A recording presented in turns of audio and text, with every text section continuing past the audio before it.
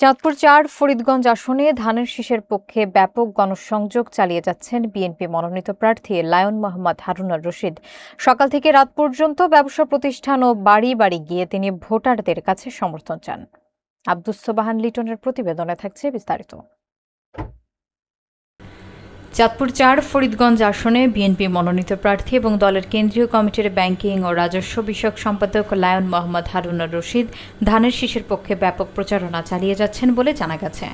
দলের নেতাকর্মীদের সঙ্গে নিয়ে তিনি বুধবার সকাল থেকে গোবিন্দপুর উত্তর ও দক্ষিণ ইউনিয়নের বিভিন্ন দোকানপাট, ব্যবসা প্রতিষ্ঠান এবং বসত বাড়িতে গিয়ে স্থানীয় ভোটারদের খোঁজখবর নেন।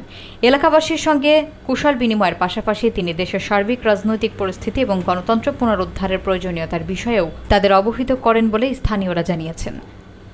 আর্থসামাজিক উন্নয়ন, সুশাসন প্রতিষ্ঠা এবং এলাকার দীর্ঘমেয়াদী উন্নয়ন পরিকল্পনা নিয়ে তিনি ভোটারদের সঙ্গে আলোচনা করেন এবং ধানের শীষ প্রতীকের সমর্থন চান।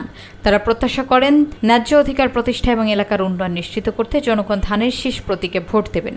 তার প্রচারণায় স্থানীয় বিএনপি, যুবদল, স্বেচ্ছাসেবক দল ও ছাত্রদলের নেতাকর্মীরা সক্রিয়ভাবে অংশ নেন।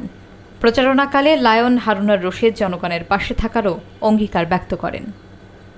গত নির্বাচনে আপনারা যদি ভোট কমও দেখেন, কিন্তু তখন আসলে ভোট কেন্দ্রে যাওয়ার পরিবেশ পরিস্থিতি এখনকার মতো ছিল না।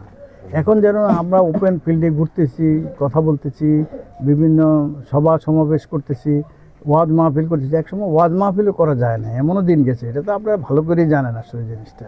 তো ওই জায়গা থেকে আমরা দেশ অনেক দূরে সরে আসছে।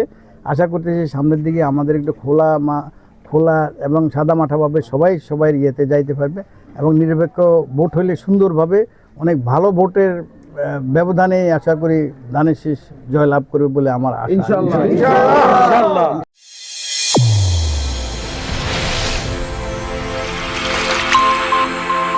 চ্যানেল A1 হৃদয়ের স্পন্দন।